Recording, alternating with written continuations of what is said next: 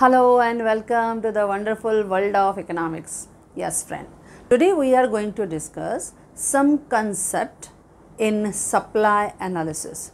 Supply analysis में जो last part है उसमें few concept आपको just एक beginning करनी है, क्योंकि इनसे रिलेटेड जो आपके मोर डिटेल आपकी थियरीज़ हैं वो आप FY BCom में आप डिस्कस करोगे। तो फ़िलहाल इस चैप्टर में आपको कुछ छोटे छोटे कॉन्सेप्ट जो हैं वो दिए गए हैं, क्योंकि वो सप्लाई एनालिसिस से कंसर्न करते हैं, उनसे रिलेटेड हैं। तो वो फ्यू कंसेप्ट जो हैं which are related with the cost and with revenue we are going to discuss in a very easy way, as you know that simplicity is our main motto. Now ये जो concept हैं, that is the concept of cost या concepts of revenue, ये next year आप देखोगे cost analysis, फिर आपके revenue analysis, production function, ये करके आप FY में भले आप प्रोफेशनल कोर्सेज में भी जाओगे यू विल फाइंड इट कि ये थियरीज़ आपको सपोर्ट करने वाली है इन अ वेरी डीप वे। लेकिन फ़िलहाल इस साल जो सप्लाई एनालिसिस का लास्ट पार्ट है वो है फ्यू कॉन्सेप्ट। तो वो फ्यू कॉन्सेप्ट्स कौन से हैं? पहले हम देखेंगे सम कंसेप्ट्स ऑफ कॉस्ट, कॉस्ट से रिलेटेड कुछ कॉन्सेप्ट्स।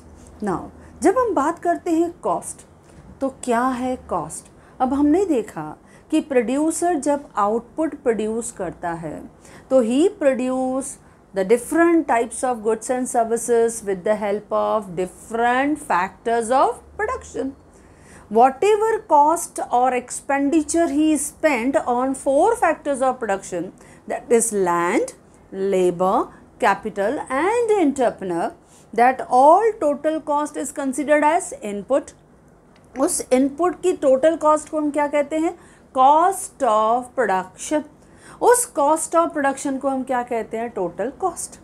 तो वो cost जो है, जो हर producer goods and services produce करते समय इंकर करता है, खर्चा करता है, तो वो डिफरेंट टाइप के कॉस्ट का किस तरह से डिफरेंट कॉस्ट के कॉन्सेप्ट्स हैं जो जनरली एक सप्लायर यूज़ करता है, और वो आगे किस तरह से आपस में रिलेशन रखते हैं with proper schedule, with proper diagram, हम नेक्स्ट ईयर डिस्कस करेंगे।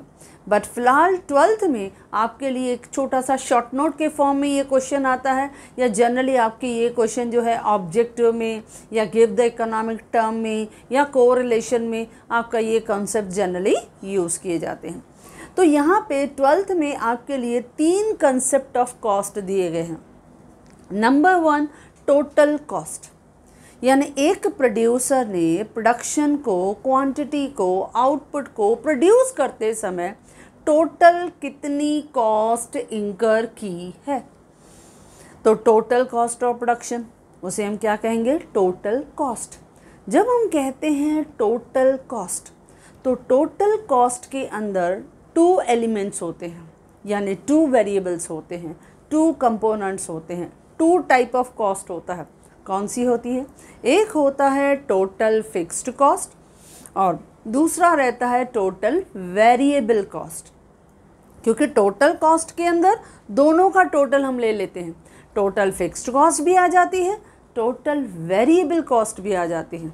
अब वो कैसे? जैसे हम लोगों ने लैंड एंड बिल्डिंग पे खर्चा किया, फिक्स्ड कॉस्ट एक बार खर्चा हो गया। प्लांट एंड मशीनरी, हमने प्लांट और मशीनरी को इंस्टॉल कर दिया, उस पर खर्चा हो गया।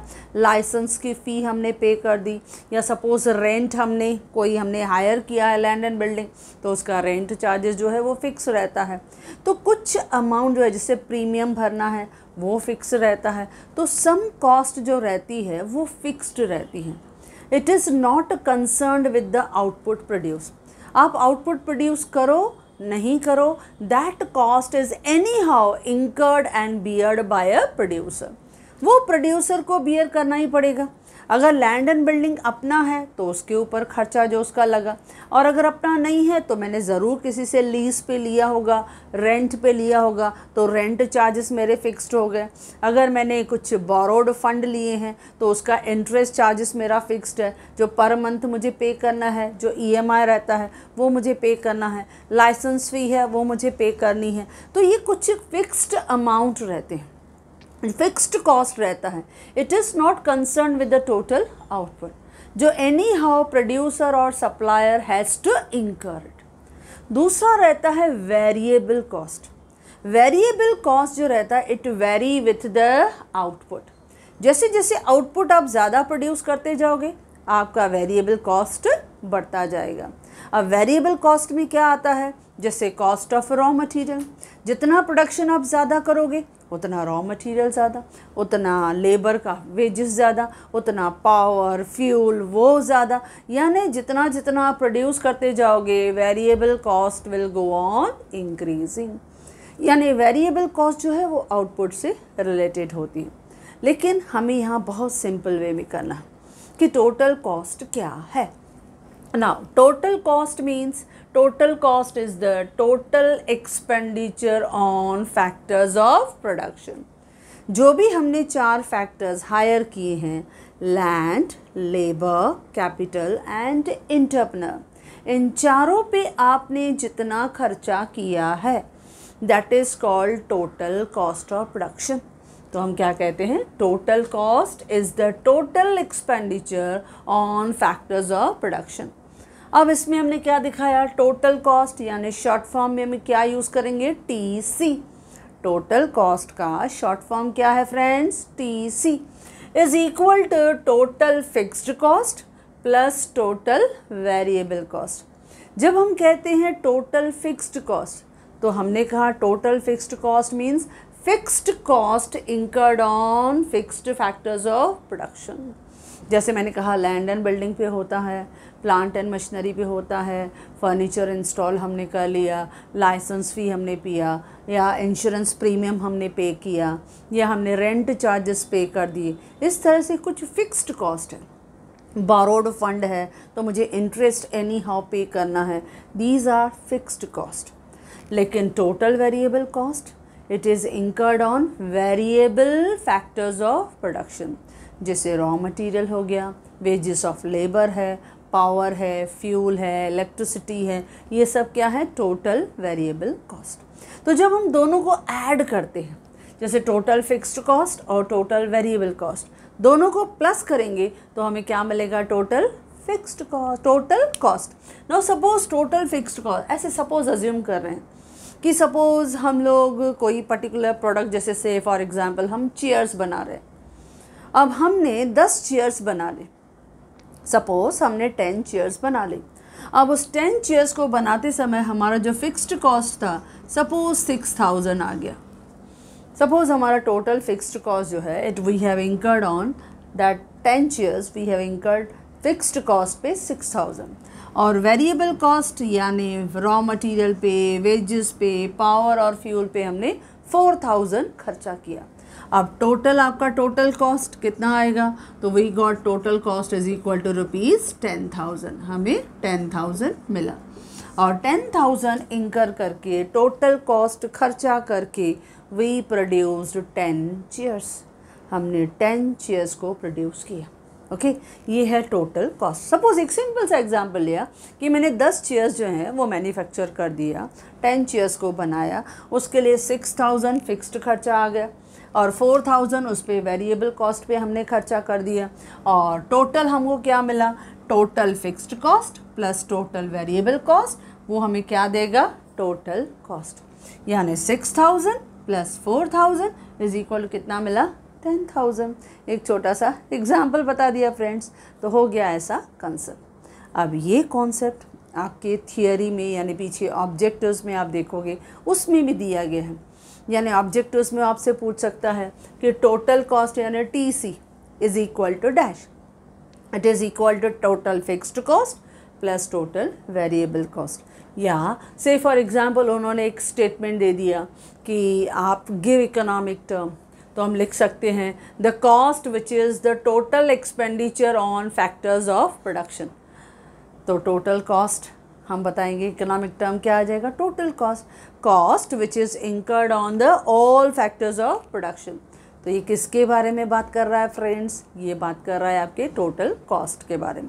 या सपोज उसने दे दिया cost which is incurred on fixed factors of production, तो क्या कहोगे, फिक्स्ड कॉस्ट। या cost which is incurred on variable factors of production, तो क्या कहोगे फ्रेंड्स, वेरिएबल कॉस्ट। अगर फिक्स्ड फैक्टर पे खर्चा हो रहा है तो फिक्स्ड, और फिक्स्ड हमेशा क्या रहता है, फिक्स्ड रहता है। आप प्रोडक्शन कितनी भी करते जाओ वो फिक्स्ड खर्चा रिमेन फिक्स्ड ओनली। लेकिन वेरिएबल खर्चा वो जैसे जैसे आउटपुट आप बढ़ाते जाओगे वैसे वैसे वेरिएबल का expenditure will go on increasing. क्योंकि अगर आपने 100 यूनिट बनाए तो रॉ मटेरियल भी उतना लगेगा, आपने अगर 500 यूनिट्स बनाए तो रॉ मटेरियल भी उतना लगेगा। तो जैसे जैसे आप आउटपुट ज़्यादा प्रोड्यूस करते जाओगे आउटपुट जो है it will go on increasing, वो बढ़ता जाएगा। तो इस तरह से टोटल कॉस्ट जो है वो हम लोग खर्चा कर रहे हैं। नाउ नेक्स्ट है एवरेज कॉस्ट। अब इस एवरेज कॉस्ट को हम शॉर्ट फॉर्म में क्या बोलते हैं, AC। एवरेज कॉस्ट को हम शॉर्ट फॉर्म में क्या बोलते हैं, AC, यानी एवरेज कॉस्ट। तो क्या है ये average cost? Average cost means cost per unit of production, कि ऑन एन एवरेज कितना कॉस्ट लगा। अब देखो मैंने जैसे यहाँ पे आपको बताया 10,000 मैंने टोटल खर्चा किया। अब 10,000 टोटल कॉस्ट पे खर्चा किया और उसके बाद क्या मिला मुझे, 10 चेयर्स बन के रेडी हो गई। यानी पर चेयर मेरा कितना खर्चा आया, 1000। पता है मैंने क्या किया, टोटल कॉस्ट 10,000 को टोटल क्वांटिटी से डिवाइड किया तो मुझे मिला एवरेज कॉस्ट। यानी टोटल कॉस्ट को मैं क्या कर रही हूँ, टोटल क्वांटिटी से डिवाइड कर रही हूँ। That is called the average cost. वो मुझे एवरेज कॉस्ट मिला। तो average cost means the cost per unit of production. वो पर यूनिट ऑफ प्रोडक्शन जो है उसे हम कहते हैं एवरेज कॉस्ट, यानी AC जो हमें मिला। ये हमने कैसे फाइंड आउट किया, first we have considered the total cost. हमने टोटल कॉस्ट लिया और उस टोटल कॉस्ट को डिवाइड किया टोटल क्वांटिटी से, हमने क्वांटिटी के साथ डिवाइड किया। नाउ अब हम फार्मूला देखेंगे किस तरह से वो फार्मूला है। तो टोटल कॉस्ट जो है जैसे मैंने दिखाया average cost is equal to TC divided by TQ, यानी टोटल क्वांटिटी। जैसे हमने कहा 10,000 यूनिट्स डिवाइडेड बाय 10 चेयर्स हमने बनाई तो पर चेयर कितनी कॉस्ट आ गई, 1000। या मैं ऐसे भी लिख सकती हूँ, जैसे मैंने लिखा सिंपल टोटल कॉस्ट कितना आया, 10,000 यूनिट। ओके, अब इसको डिवाइड कर रही हूँ, टोटल क्वांटिटी कितनी बनाई मैंने, 10 यूनिट्स, यानी 10 चेयर्स बनाई तो मुझे एवरेज कॉस्ट कितना मिलेगा, ₹1000। यानी 1000 इज़ माई एवरेज कॉस्ट। ऐसे भी कर सकते हैं, यानी मैंने क्या लिखा न्यूमरेटर में, total cost divided by total quantity, that is called average cost. अच्छा, या देखो टोटल कॉस्ट की अभी अभी फॉर्मूला हमने क्या किया, TFC प्लस TVC। तो मैं न्यूमरेटर में ऐसे भी लिख सकती हूँ, total fixed cost plus total variable cost divided by total quantity. यानी टोटल कॉस्ट की जगह मैंने क्या किया, फार्मूला को ब्रेकअप करके लिख दिया। Instead of writing total cost what I given the formula, TFC प्लस TVC divided by total quantity. So that is called 10,000 divided by that is 10 chairs, तो पर चेयर कॉस्ट कितनी आ गई, 1000। तो एवरेज कॉस्ट के दो डेफिनेशन है, आपको जो पसंद हो आप लिख सकते हो। पहले तो बहुत इजी है जो हमने अभी अभी कहा, दैट इज एवरेज कॉस्ट यानी AC। AC means the cost per unit of production. जब हम पर unit of production cost find out करते हैं that is called average cost. या सिंपली देखो एवरेज कॉस्ट मीन्स ये क्या किया हमने, total cost divided by total quantity, वही डेफिनेशन में लिखा। Average cost means total cost divided by total number of units. जब हम टोटल नंबर ऑफ यूनिट्स के साथ डिवाइड करते हैं, टोटल क्वांटिटी के साथ डिवाइड करते हैं, that is called average cost, उसे हम एवरेज कॉस्ट कहते हैं। ओके फ्रेंड्स, तो हमने दो कॉन्सेप्ट कॉस्ट के देखे, एक total cost. Total cost means total cost is the total expenditure on all factors of production, यानी लैंड पे, लेबर पे, कैपिटल पे और इंटरप्रेन्योर पे हमने जो खर्चा किया that is called total cost. और इस टोटल कॉस्ट के दो कंपोनेंट होते हैं, एक फिक्स्ड कॉस्ट और दूसरा variable cost. Fixed cost is incurred on fixed factors of production और variable cost is incurred on variable factors of production. Second हमने देखा average cost. Average cost means cost per unit of production, कि on an average हमने हर unit को produce करते समय कितना खर्चा किया। नाउ थर्ड वन, जब हम थर्ड जो कॉन्सेप्ट लेते हैं कॉस्ट का, सबसे इम्पॉर्टेंट ये है। एवरेज कॉस्ट तो हमें एक सपोर्ट देता ही है कि ऑन एन एवरेज हमने कितना खर्चा किया, जिसमें हमने टोटल कॉस्ट को टोटल क्वांटिटी से डिवाइड करके देखा। लेकिन जो हमारा थर्ड कॉन्सेप्ट है वो प्रोड्यूसर को डिसीजन लेने में हेल्प करता है, that is called marginal cost. अब ऐसा हमने एक कॉन्सेप्ट देखा है मार्जिनल यूटिलिटी। देखो शुरुआत वहीं से हुई थी, यूटिलिटी से, जर्नी तो हमारी वहाँ से ही शुरू हो गई है। अभी यहाँ पे प्रोड्यूसर के एनालिसिस में, सप्लाई के एनालिसिस में टर्म आया है जो मार्शल ने यूज़ किया, दैट इज़ मार्जिनल कॉस्ट। कि जब भी एक सप्लाई एनालिसिस में हम बहुत सारे थियरीज़ को कंपैरिजन करते हैं, तो एक प्रोड्यूसर जब डिसीजन लेता है कि up to what level I have to produce, मुझे प्रोडक्शन करनी है लेकिन मैं किस लेवल तक प्रोड्यूस करूं, तो ये हम पढ़ेंगे नेक्स्ट ईयर, जब तक हमारी मार्जिनल कॉस्ट मार्जिनल रेवेन्यू के इक्वल है। जब तक मार्जिनल कॉस्ट मार्जिनल रेवेन्यू के इक्वल है, till then producer will enjoy the maximum profit and equilibrium का पोजीशन। तो वहाँ पे प्रोड्यूसर बहुत खुश रहता है, एक पोजीशन ऑफ रेस्ट होती है, उसे प्रोडक्शन करने में आसानी होती है क्योंकि वहाँ पे वो लॉसेस में नहीं जाता है। इसके लिए वो हमेशा मार्जिनल कॉस्ट को ज़रूर इम्पोर्टेंस देता है। तो पहले ये तो देखिए मार्जिनल कॉस्ट होता क्या है, क्यों प्रोड्यूसर उसको इतना इम्पोर्टेंस दे रहा है। तो मार्जिनल कॉस्ट, जब हम मार्जिनल कॉस्ट बोल रहे हैं यानी cost for producing additional unit of commodity. जब भी मैं एडिशनल यूनिट प्रोड्यूस करने जा रही हूँ तो मेरा एडिशनल कॉस्ट कितना लगेगा, मेरा एक्स्ट्रा कॉस्ट कितना लगेगा, that is called marginal cost. जैसे अभी अभी हमने एग्जाम्पल लिया कि प्रोड्यूसर ने 10,000 खर्चा करके 10 चेयर्स बनाई और मार्केट में वो सप्लाई भी कर दी। अब इमीडिएटली जब वो 10 चेयर्स को बना ही रहा था तो उसे एक और चेयर का भी ऑर्डर आया कि आपकी चेयर्स बहुत अच्छे हैं, मुझे एक चेयर और एक्स्ट्रा चाहिए, मुझे 11 चेयर्स चाहिए।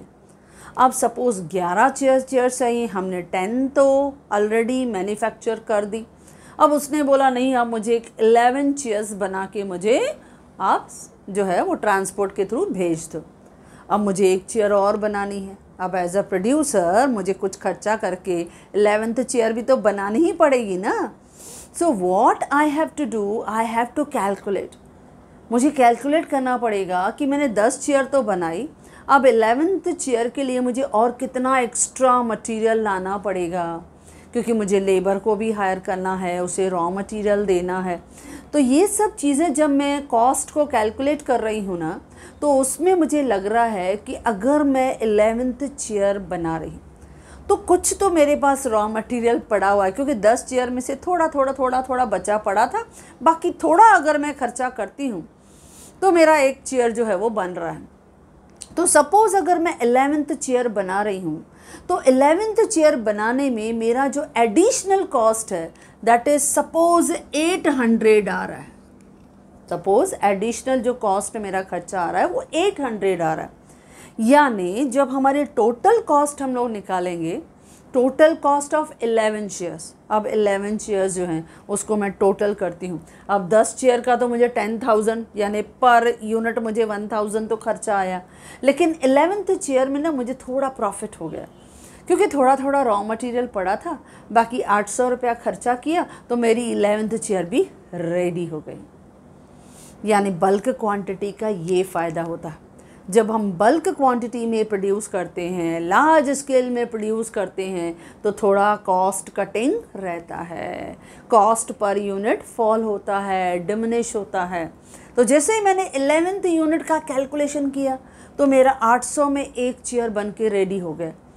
यानी 11th जो मेरा मार्जिनल कॉस्ट था, 11th यानी additional cost incurred by producer on one extra unit of goods, जो मैं एडिशनल कॉस्ट खर्चा कर रही हूँ, एक एक्स्ट्रा यूनिट में प्रोड्यूस कर रही हूँ, उसमें मेरा 800 रुपया खर्चा जा रहा है। ओके फ्रेंड्स, अब ये हमने कहा कि जब मुझे एक्स्ट्रा प्रोड्यूस करना है तो मैंने क्या किया, एक्स्ट्रा कॉस्ट को कैलकुलेट किया। इसी को ही कहते हैं मार्जिनल कॉस्ट यानी एडिशनल कॉस्ट। तो देखो डेफिनेशन भी कितना आसान है। डेफिनेशन कहता है मार्जिनल कॉस्ट, शॉर्ट फॉर्म में कहते हैं MC। तो marginal cost means additional cost जो मैं एक्स्ट्रा खर्चा कर रही हूँ, incurred for producing one more unit of commodity. अगर मुझे एक एक्स्ट्रा यूनिट प्रोड्यूस करना है तो मुझे कितनी एक्स्ट्रा कॉस्ट मुझे इंकर करनी पड़ेगी, मुझे कितना एक्स्ट्रा खर्चा करना पड़ेगा। That is the important thing, that is called marginal cost. तो देखो अभी एज अ प्रोड्यूसर मुझे पता लगा कि अगर मैं एक्स्ट्रा यूनिट के लिए खर्चा कर रही हूँ तो मेरा खर्चा कम हो रहा है, तो I will be as a producer I will be happy, क्योंकि every rational consumer, every rational producer ये हमेशा डिसीजन ऐसे लेगा कि अगर मेरी मार्जिनल कॉस्ट फॉल हो रही है तो I will continue my production, मैं अपनी प्रोडक्शन कंटिन्यू रखूँगा, यानी एडिशनल यूनिट बना के दूँगा। तो इसके लिए वहाँ पे उसने कैलकुलेशन किया। अच्छा, अब इसको कैलकुलेट कैसे करते हैं वो ध्यान देना। अब इसको कैलकुलेट ऐसे करते हैं कि सपोज़ किसी भी यूनिट का अगर मुझे एडिशनल कॉस्ट कैलकुलेट करना है, यानी marginal cost of 11th unit, तो 11th की जगह मैं क्या बोलती हूँ, n number of unit. Okay, n। तो मैंने फॉर्मूला क्या लिखा है, मार्जिनल कॉस्ट जो है, marginal cost of n is equal to, ये इक्वल आएगा, marginal cost of n is equal to total cost of n। Total मुझे कितने नंबर ऑफ यूनिट्स मुझे प्रोड्यूस करने, उनमें से माइनस करना है टोटल कॉस्ट ऑफ n-1, वो मुझे फार्मूला में करके दिखाना है। अब देखो ये फार्मूला आपको थोड़ा पीछे अगर आप ध्यान दोगे तो ऐसा ही हमने मार्जिनल यूटिलिटी में भी किया था, सेम वहाँ पे भी किया था। आपको याद होगा वहाँ पर भी हमने देखा था कि जब हमने मार्जिनल यूटिलिटी, सपोज़ मैं सेम वो फार्मूला आपको फिर से लिख के बता रही हूँ कि जब हमने मार्जिनल यूटिलिटी किया था, जो अगेन हमें मार्शल ने सिखाया था, तो हमने देखा था सपोज़ मुझे मार्जिनल यूटिलिटी n यूनिट की चाहिए, तो मैं क्या कर रही थी, total utility of n minus total utility of n-1, ये हमने करके देखा था, ये यूटिलिटी में था। अब हम बात कर रहे हैं मार्जिनल कॉस्ट की। समझो मार्जिनल कॉस्ट मुझे n यानी मार्जिनल कॉस्ट ऑफ n यानी 11th यूनिट की मुझे चाहिए कि कितना होगा। तो पता है मैं क्या करूँगी, मैं फाइंड आउट करूँगी मार्जिनल कॉस्ट ऑफ पहले टोटल 11th यूनिट जितने भी हैं, मार्जिनल कॉस्ट ऑफ n, ये है n यानी 11th, उसमें से माइनस करूँगी marginal cost of n-1, n यानी 11 माइनस 1 यानी 10, उनमें से 10 यूनिट का कॉस्ट कितना। तो अभी हमने कैलकुलेट किया कि अगर मैं 11th यूनिट बना रही हूँ तो 800 रुपया ज़्यादा लगेगा, यानी मोर 800 आई हैव टू स्पेंड। पहले 10,000 हम ऑलरेडी खर्चा कर चुके थे, तो 10,000 plus 800 that is the marginal cost of total 11 chairs. तो हमारा खर्चा कितना था, 10,800 बराबर। उसमें से 10 चेयर का खर्चा कितना था, दैट इज़ 10,000। अगर 10,800 में से 10,000 माइनस करेंगे तो 800 is the cost of 11th chair. ये 11th चेयर की कॉस्ट हमको मिल गई, दैट इज़ मार्जिनल कॉस्ट। तो इसका भी फॉर्मूला ऐसे ही होगा friends, marginal cost of n जो हमने लिखा is equal to total cost of n minus total cost of n minus 1। हमें उसके एक यूनिट पहले का टोटल कॉस्ट माइनस करना, यानी 10 चेयर का खर्चा कितना आया 10,000। अगर मैं 11th यूनिट ऑफ चेयर भी बना रही हूँ तो मेरा 800 रुपया ज़्यादा खर्चा आएगा, यानी मेरा टोटल खर्चा कितना हो गया फ्रेंड्स 10,800। 10,800 में से 10,000 माइनस किया, यानी मेरा 11th चेयर का कॉस्ट कितना हो गया 800। तो मार्जिनल कॉस्ट 11th चेयर की कितनी हो गई 800। तो ये है कॉन्सेप्ट्स ऑफ कॉस्ट, यानी 3 कॉन्सेप्ट जो स्मॉल लेवल में करने हैं और जनरली ये आपसे डिमांडेड होंगे इकोनॉमिक टर्म्स में, कोरिलेशन में, या सपोज़ आपसे कोई भी इलस्ट्रेशन दे के उन्होंने पूछा कि पहचानो ये क्या है और उसको एक लाइन में जस्टिफाई करना है। यानी हमने पहचान लिया कि फ़िक्स्ड कॉस्ट है या वेरिएबल कॉस्ट है या मार्जिनल कॉस्ट है या एवरेज कॉस्ट है, और उसको एक लाइन में आप फार्मूला बताओ आपकी मर्ज़ी, डेफिनेशन बताओ आपकी मर्ज़ी, एग्जाम्पल बताओ आपकी मर्ज़ी, जो आपको इजी लगे आप लिख सकते हो। और ये मैंने बहुत इजी वे में, जैसे मैंने आपके साथ डिस्कस किया है वैसे मैंने नोट्स में भी प्रोवाइड किया है। ये थे 3 कॉन्सेप्ट ऑफ कॉस्ट। अब इसी तरह से हम डिस्कस करेंगे 3 कॉन्सेप्ट ऑफ रेवेन्यू।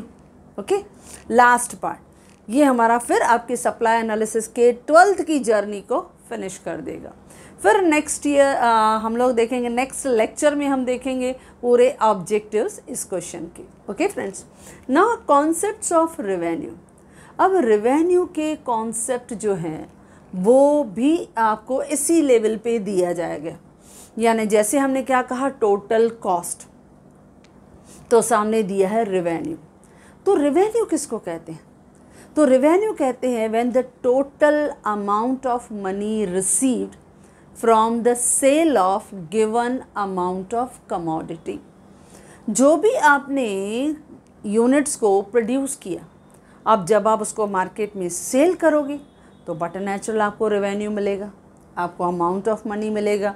जैसे हमने अभी अभी कहा हमने 10 चेयर प्रोड्यूस किया, अब उस 10 चेयर को हमने मार्केट में सेल किया, हमने मार्केट में सेल किया। सपोज़ हमने 1,000 में एक चेयर को प्रोड्यूस किया, लेकिन उसी चेयर को मैंने मार्केट में 1,200 पर चेयर 200 रुपये का प्रॉफिट रख के मैंने वो चेयर्स को बेच दिया, मैंने सेल कर दिया। जब मैं सेल कर रही हूँ तो I will get the amount, मुझे अमाउंट मिलेगा। मैंने 10 चेयर बेचा, कितने पर चेयर 1200, तो 1200 मैंने प्राइस फिक्स कर दिया। क्यों? मेरा कॉस्ट था 1000, उस पर मैंने 200 अपना प्रॉफिट मार्जिन ऐड कर दिया और 1200 में मैंने पर चेयर मार्केट में सेल कर दी। अब मैंने 10 चेयर ही सेल कर दी, प्राइस क्या था फ्रेंड्स 1200 इंटू 10 चेयर्स, क्वांटिटी था 10 चेयर्स, तो कितना मिलेगा 12,000। मुझे 12,000 मिला, तो ये क्या है टोटल सेल रिसिप्ट। मैंने टोटल सेल किया और उसमें से जो अमाउंट मुझे मिला दैट इज़ कॉल्ड रेवेन्यू, उसी को ही रेवेन्यू बोलते हैं। यानी total amount of money received from the sale of given units of output. तो उसमें कौन कौन से कॉन्सेप्ट करने हैं? पहला है टोटल रेवेन्यू। टोटल रेवेन्यू यानी जो भी आपने आउटपुट प्रोड्यूस किया उसको आपने मार्केट में सेल किया, उसमें से जो अमाउंट मिला that is called total revenue. अब टोटल रेवेन्यू को शॉर्ट फॉर्म में हम क्या कहते हैं TR। जैसे हम टोटल कॉस्ट को शॉर्ट फॉर्म में क्या बोल रहे थे TC, उसी तरह से टोटल रेवेन्यू को शॉर्ट फॉर्म में क्या बोलेंगे TR। तो total revenue means total amount received from the sale of given units of quantity। जो भी आपने प्रोड्यूस किया, जब उसको आपने मार्केट में सेल किया तो that is called total revenue. तो total revenue means total amount received from the sale of given quantity. Okay, अब इसकी फार्मूला देखो, बहुत इजी है। टोटल रेवेन्यू यानी TR is equal to price into quantity. आपने क्या प्राइस फिक्स किया? सपोज आपने प्राइस फिक्स किया 1200, क्वांटिटी कितनी थी 10 चेयर्स, आपने अभी अभी कहा 10 चेयर्स हमने प्रोड्यूस किया, 1200 के हिसाब से 10 चेयर्स को सेल किया, तो आपको टोटल रेवेन्यू कितना मिला, दैट इज़ ₹12,000, आपको टोटल रेवेन्यू मिला, that is total sale proceed. वो आपको सेल करने के बाद टोटल प्रोसीड जो मिलता है, इनकम जो रिसीव होता है, that is called total revenue. एक बार फिर से देख लेते हैं डेफिनेशन। डेफिनेशन कहा है total revenue means total amount received from the sale of given quantity, और total revenue means price into quantity. Short form में बोलते हैं total revenue is equal to P into Q। इस तरह से फॉर्मूला यूज करेंगे, यानी price into quantity. Second, average revenue. Average revenue short form क्या होगा, AR। अब जो एवरेज रेवेन्यू है मतलब on an average per unit हमें कितना मिला, तो on an average per unit हमें क्या मिलता है, प्राइस मिलता है फ्रेंड्स। तो चलो इसको हम जस्टिफाई भी करके देखते हैं कैसे है। Average revenue means the revenue per unit of output sold. आपने जितना आउटपुट सेल किया तो पर यूनिट आपको कितना मिला, that is called average revenue. तो average revenue means the revenue per unit of output sold. आपने पर यूनिट जब आउटपुट सोल्ड किया आपको कितना मिला। जैसे हमने कहा मैंने पर चेयर 1200 में सेल की, मैंने 1200, तो ये मेरा प्राइस था। लेकिन सपोज़ मुझे एवरेज रेवेन्यू नहीं पता था, मैंने जनरली ऐसे बोल दिया कि मैंने 10 जो चेयर्स हैं जब मार्केट में सेल किया तो आई गॉट 12,000, मुझे 12,000 10 चेयर का मिल गए। तो आप बताओ पर चेयर मैंने कितने में सेल की, तो पता है आप क्या करोगे, टोटल जो रेवेन्यू है दैट इज़ 12,000, आप उसको डिवाइड करोगे। जैसे सपोज़ मैंने लिया कि 10,000 है, सपोज़ मैंने 10 चेयर्स को 12,000 में सेल किया, तो एवरेज रेवेन्यू के लिए हम क्या करेंगे, total revenue divided by total quantity. Total revenue मिला 12,000 divided by total quantity that is 10 chairs, यानी आपका 1010 गया, यानी ₹1200 इज द एवरेज रेवेन्यू। तो एवरेज रेवेन्यू पता है हम किसको कहते हैं, प्राइस को कहते हैं। अब हम कैसे प्रूव करेंगे, देखो फॉर्मूला जस्ट देखो कैसे करें। एवरेज रेवेन्यू यानी total revenue upon total quantity. जो हमारी टोटल रेवेन्यू थी उसको डिवाइड किया मैंने टोटल क्वांटिटी से। अच्छा, टोटल रेवेन्यू अभी अभी हम करके आए प्राइस इनटू क्वांटिटी, तो मैंने लिखा price into quantity divided by again quantity. अब देखो क्यू क्यू कैंसिल हो गया, तो क्या मिला, average revenue is equal to price. मिल गया ना, क्लियर हो गया। इसके लिए एवरेज रेवेन्यू का जो डेफिनेशन है वो 2 डेफिनेशन दिया गया है, और सेम मैंने नोट्स में भी आपको दिया है। आपको जो इजी लगे कोई भी एक डेफिनेशन लर्न करो। ज़्यादा इजी जो है वो हमें per unit of output sold first definition बहुत इजी लगता है, क्योंकि उसमें याद करने की ज़रूरत ही नहीं पड़ती है। जब हम कहते हैं ऑन एन एवरेज, तो ऑन एन एवरेज मैंने पर यूनिट कितना मिला या पर यूनिट कितना कॉस्ट खर्चा किया, दैट इज़ एवरेज कॉस्ट या एवरेज रेवेन्यू। तो average revenue means the revenue per unit of output sold. Average revenue means क्या कर रहे हैं, दूसरा definition, total revenue divided by total number of units, यानी टोटल क्वांटिटी। आप कोई भी डेफिनेशन दो, चॉइसेस यूअर्स। उसके बाद फार्मूला लिखा, उसके बाद आप चाहो तो एग्जाम्पल भी ले सकते हो कि after selling the 10 chairs we got total revenue 12,000। हमें 10 चेयर्स सेल करने के बाद कितना मिला, 12,000। So average revenue is equal to 12,000 divided by 10 chairs, कितना मिला, 1200 पर यूनिट। हमें एवरेज रेवेन्यू या प्राइस हमें मिल गया, सिंपल सा। अच्छा, लास्ट हम करते हैं मार्जिनल रेवेन्यू यानी एडिशनल रेवेन्यू। यानी जब मैं एक्स्ट्रा यूनिट सेल कर रही हूँ तो मुझे एडिशनल रेवेन्यू कितना मिलेगा। सपोज़ अभी अभी हमने कहा कि मार्जिनल कॉस्ट, अगर सपोज़ मुझे ऑर्डर आ गया 11th चेयर का, तो मैंने कॉस्ट कैलकुलेट किया 800, बराबर। अब मैं देख रही हूँ रेवेन्यू एस्पेक्ट भी कि मुझे मार्जिनल रेवेन्यू कितना मिलेगा, यानी एडिशनल रेवेन्यू मुझे कितना मिलेगा, एडिशनल प्राइस कितना मिलेगा। अब सामने वाले ने सपोज़ मार्केट में कह दिया कि चलो 10 नहीं भाई, आप चेयर मुझे 11 चेयर्स दे दो। मैंने बोला ठीक है भाई आप ले लो, लेकिन उसने कहा कि जो हमारी 11th चेयर है उसका प्राइस मैं आपको 1200 नहीं दूंगा, उसका प्राइस मैं 1100 दूंगा, 100 रुपया कम दूंगा। तो मुझे लगता है चलो ठीक है जाने दो, तो भी मुझे प्रॉफिट है, क्योंकि मैं 11th यूनिट जब बना रही हूँ तो मुझे तो फ़ायदा हो रहा है, क्योंकि 11th यूनिट में मेरा खर्चा कितना आ रहा है, सिर्फ 800, जबकि मुझे कितना मिल रहा है 1100, तो फिर भी मेरा 300 रुपया प्रॉफिट है। तो हर प्रोड्यूसर हमेशा ये डिसीजन लेता है कि एडिशनल रेवेन्यू मुझे कितना मिलेगा। अगर एडिशनल रेवेन्यू मेरे मार्जिनल कॉस्ट से ज़्यादा है, जो मैंने अभी अभी कैलकुलेट करके देखा कि मार्जिनल कॉस्ट 800 थी, लेकिन मुझे जो मार्जिनल रेवेन्यू मिल रहा है, जो एडिशनल रेवेन्यू मिल रहा है वो 1100 है, तो as a businessman I am always happy. What I will do, I am ready to supply, मैं सप्लाई करने के लिए रेडी हो जाऊँगा। देखो तभी मैंने कहा था मार्जिनल कॉस्ट हो या मार्जिनल रेवेन्यू हो, एक प्रोड्यूसर को डिसीजन लेने में हेल्प करते हैं, मदद करते हैं।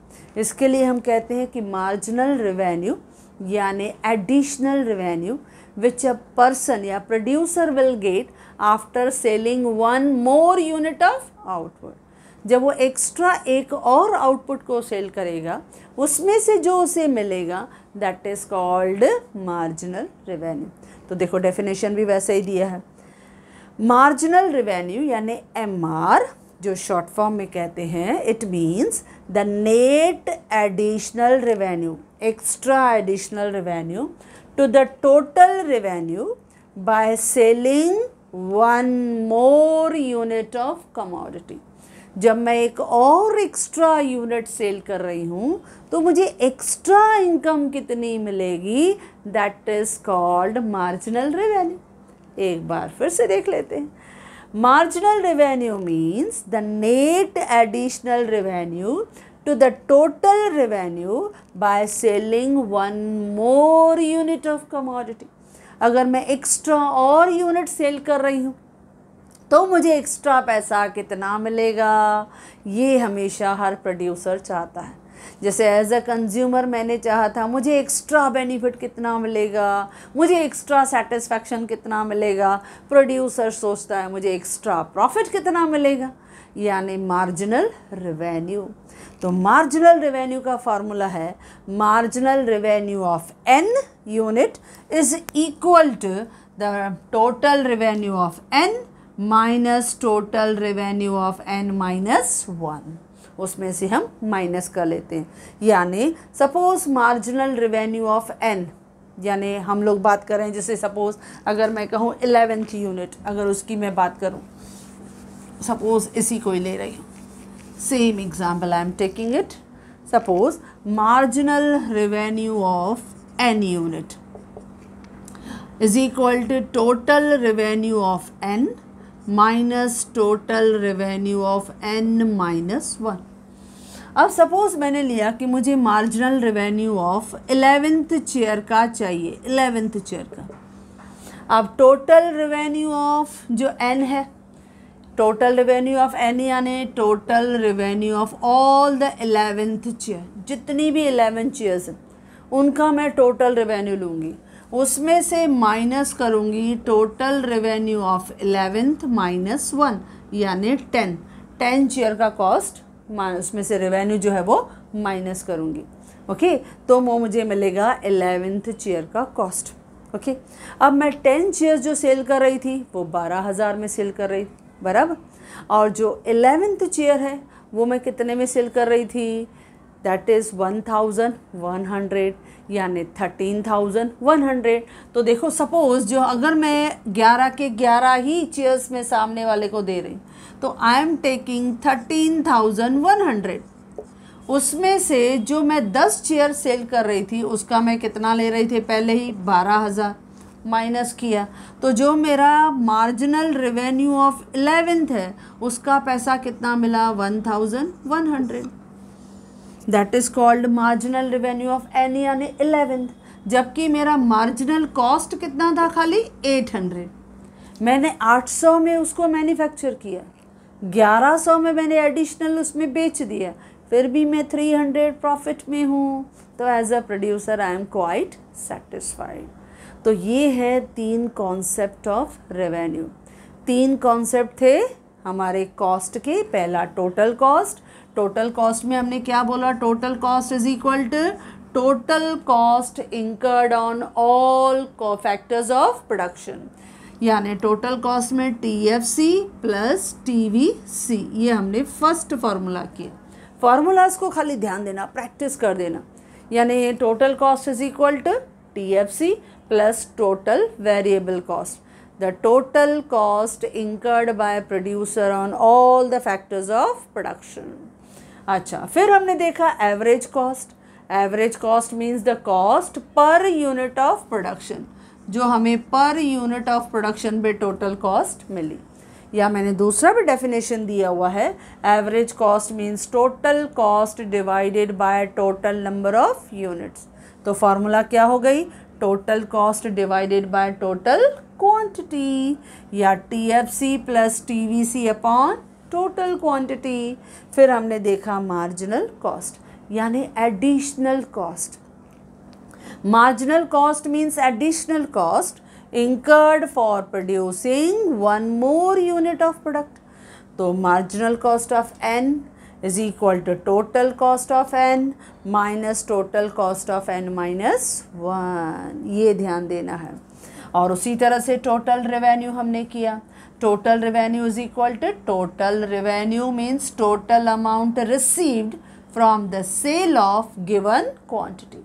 जो भी क्वांटिटी को आपने सेल किया उसमें से जितना आपको टोटल इनकम मिला, that is called total revenue. Formula बहुत आसान, TR is equal to price into quantity यानी P इंटू Q, जो हमने टोटल आउटले में भी देखा था friends. Then similar average revenue, on an average हमें कितना मिलता है।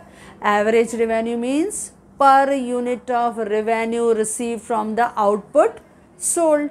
यहाँ पे आप क्या करते हो, total revenue divided by total quantity. आप टोटल रेवेन्यू को टोटल क्वांटिटी से डिवाइड करते हो, यानी average revenue is equal to nothing but it is a similar to price, ये प्राइस हो जाता है।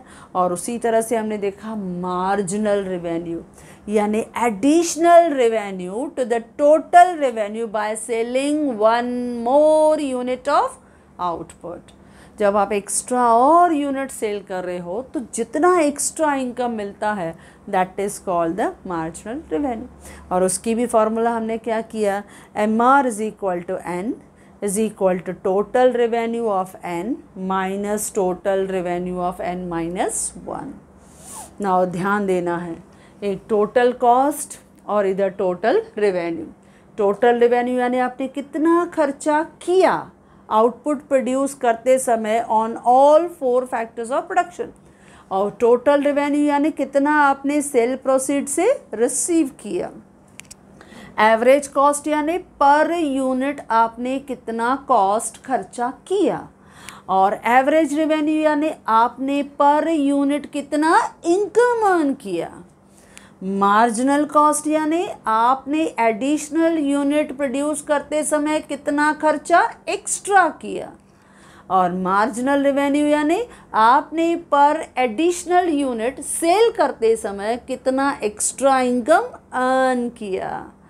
तो ये हैं 6 कंसेप्ट जो इस सप्लाई एनालिसिस के जर्नी को फिनिश करते हैं, फिनिशिंग टच देते हैं कि किस तरह से एक प्रोड्यूसर के सामने ये अलग अलग कॉन्सेप्ट्स आते हैं, और यही कॉन्सेप्ट्स लेके आप नेक्स्ट ईयर जब आप FY BCom में रहोगे तो यू विल सी दैट इनकी जर्नी और डीप होती जाएगी। यानी यही कॉस्ट खाली, ये तो उसने बिगनिंग करके आपको बता दिया, ये जस्ट आपको फार्मूला और डेफिनेशन का एक सपोर्ट आपको दे दिया कि एक प्रोड्यूसर के सामने ये टर्म्स आते हैं, ये टर्मिनोलॉजी आती है क्योंकि प्रोड्यूसर को डिसीजन लेना है, और वो डिसीजन कैसे लेता है?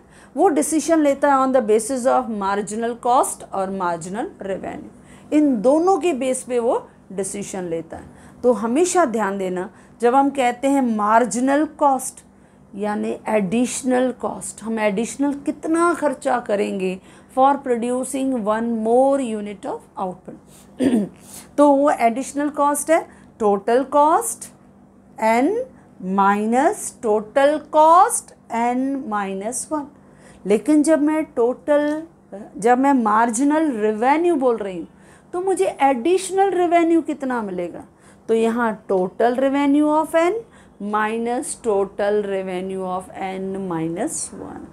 तो इस तरह से ये हमने 6 कंसेप्ट जो है वो मैंने बहुत इजी वे में डिस्कस किया है। यहाँ पे हमने चेयर्स का एग्जाम्पल दिया, मैंने नोट्स में एक शर्ट्स का भी एग्जाम्पल दिया है, और उसमें बहुत इजी एग्जाम्पल लिया है कि सपोज़ एक प्रोड्यूसर 100 शर्ट्स प्रोड्यूस करता है, एक शर्ट की प्राइस 500 रखता है, तो कितना मिलेगा?